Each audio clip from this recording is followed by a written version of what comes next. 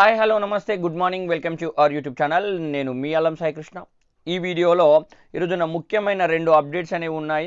ఒకటి జాబ్ క్యాలెండర్కి సంబంధించింది, అట్లాగే జూనియర్ రెవెన్యూ అధికారికి సంబంధించిన ఒక కొత్త పోస్ట్ అనేది క్రియేట్ కావడం జరిగింది. వాటికి సంబంధించిన ఇన్ఫర్మేషన్ గురించి ఇక్కడ క్లియర్గా డిస్కస్ చేద్దాం. వీడియోలోకి వెళ్ళే కంటే ముందు మొదటిసారిగా మన ఛానల్ని చూస్తున్న వాళ్ళు లేదా మన ఛానల్ని ఇప్పటివరకు సబ్స్క్రైబ్ చేయని వాళ్ళు ఎవరైనా ఉంటే సబ్స్క్రైబ్ చేయండి. సో మొత్తం మీదుగా ఎన్నికల మేనిఫెస్టోలో తెలిపినట్లుగా జాబ్ క్యాలెండర్ను విడుదల చేద్దామని ఇప్పుడున్న ప్రభుత్వం అయితే రెడీగా ఉంది. నిన్న ఒక ప్రకటనలో కూడా ఇద్దరు మంత్రివర్యులు కూడా తెలపడం అనేది జరిగింది. సో మరి ఈరోజు శాసనసభలో ఏం చేస్తారు, మరి జాబ్ క్యాలెండర్ యొక్క ప్రతిపాదనలు తీసుకొస్తారా లేదా జాబ్ క్యాలెండర్ని రిలీజ్ చేస్తారా? ఇంతకుముందు గతంలో ముఖ్యమంత్రి వర్యులు తెలిపినట్టుగా జాబ్ క్యాలెండర్కి సంబంధించిన దాన్ని చట్టబద్ధత మేము చేస్తామని తెలిపిండ్రు.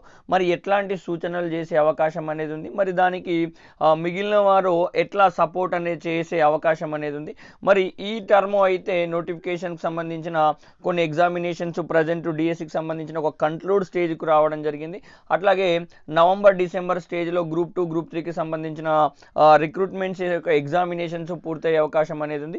గ్రూప్ 4కు సంబంధించిన సర్టిఫికేట్ వెరిఫికేషన్ ప్రక్రియ అయితే కొనసాగుతుంది. అది ఇంకొక కంక్లూడ్కి అయితే రాలేదండి. సో ఆల్మోస్ట్ ఈ ఇయర్ ఎండ్ వరకు అయితే ఈ షెడ్యూల్స్ అనేవి ఉన్నాయి.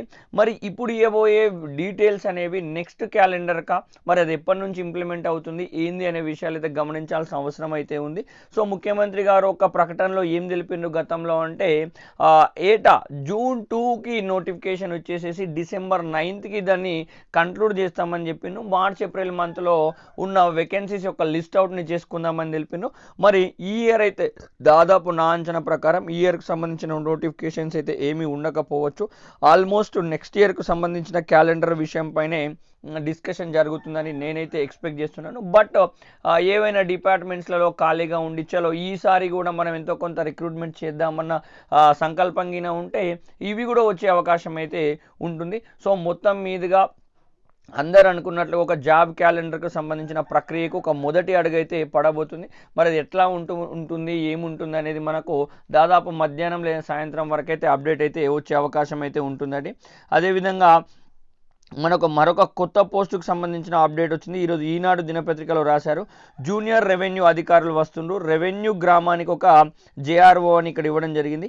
గతంలో పనిచేసిన విఆర్ఓలకు ప్రాధాన్యత, ప్రతిపాదనలు సమర్పించిన సిసిఎల్ఏ ప్రభుత్వ నిర్ణయమే తర్వాయి. మరి ఇక్కడ సిసిఎల్ఏ ఏమంటుందంటే గ్రామానికి ఒక జేఆర్ఓ అనేది ఉండాల్సిన అవసరం అనేది అయితే ఉంది.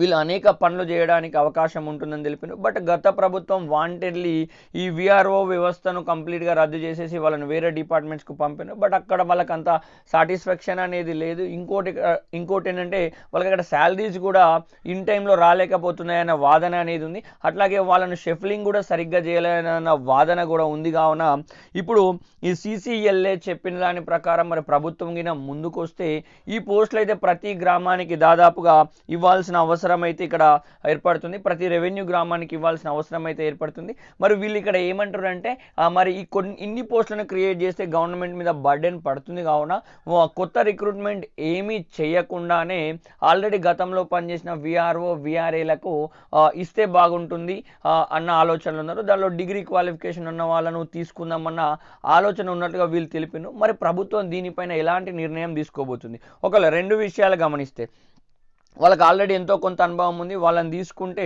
ఇక్కడ కొన్ని పనులు చేయడానికి వీళ్ళు సెట్ అయిపోతారు, అది ఈజీగానే ఉంటుంది. బట్ మళ్ళీ ఆ డిపార్ట్మెంట్స్లలో అయితే వేకెన్సీస్ అయితే మళ్ళీ ఏర్పడే అవకాశం అయితే ఉంటుంది. మరి ఇది చేస్తారా? లేదు వీళ్ళు ఆల్రెడీ అక్కడ ఏదో రకంగా అయితే సెట్ అయిపోయినారు, వాళ్ళని కూడా వాళ్ళ డిపార్ట్మెంట్ పరంగానే మనం సెట్ చేద్దాం, దీన్ని కొత్త రిక్రూట్మెంట్లో తీసుకుందామని ఆలోచిస్తున్నారా అనే విషయం మీద చూడాల్సిన అవసరం అనేది ఉంది. కొత్త రిక్రూట్మెంటే చేయాల్సినప్పుడు వాళ్ళకు ఏమైనా ప్రియారిటీ ఇవ్వకపోవచ్చు. కొత్త రిక్రూట్మెంట్ చేసినప్పుడు మాత్రం చాలా మందికి అయితే కొత్త వాళ్ళకి అవకాశం కూడా దొరికేటట్లుగా ఉంటుంది. మరి దీనికి సంబంధించిన ప్రతిపాదనలు వెళ్ళినాయి. మరి ప్రభుత్వం ఎట్లాంటి నిర్ణయం తీసుకోబోతుంది అనేది చూడాల్సిన అవసరం అనేది అయితే ఉంది. ఒకవేళ ఈ జూనియర్ రెవెన్యూ అధికారులకి వస్తే వాళ్ళు చేయాల్సిన పనులు ఏంటంటే ప్రభుత్వ భూముల రక్షణ, చెరువులు, నీటి వనరులు, చెట్ల పరిరక్షణ అనేది చేయాలి. భూ సంబంధిత వ్యవహారాలు క్షేత్రస్థాయిలో విచారణలు జరపాలి.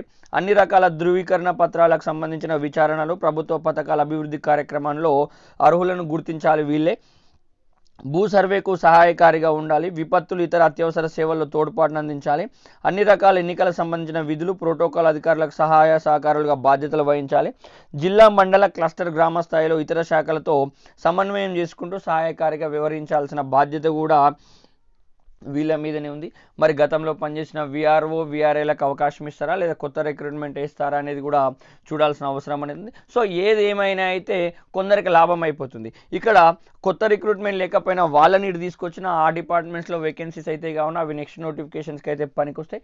కొన్ని పోస్టులు కొత్తవి క్రియేట్ అయినప్పుడు మాత్రం కంపల్సరీ సగటు విద్యార్థికో నిరుద్యోగికి అయితే ఎంతో కొంత లాభం అయితే జరుగుతుంది. సో మరి దానిపైన వచ్చే అప్డేట్స్ని అయితే నేను మీ ముందుకు తీసుకొచ్చే ప్రయత్నం అయితే చేస్తా. అట్లాగే మధ్యాహ్నం లేదా సాయంత్రం వరకు వచ్చిన జాబ్ క్యాలెండర్ యొక్క అప్డేట్ కూడా మీకు దాదాపు సాయంత్రం వరకు తీసుకొచ్చే ప్రయత్నం అనేది చేస్తా. ఇట్లాంటి ముఖ్యమైన అప్డేట్స్ ఎలా పొందాలంటే మన ఛానల్ని ఫాలో అవ్వండి. వీడియో నచ్చితే లైక్ చేయండి, షేర్ చేయండి.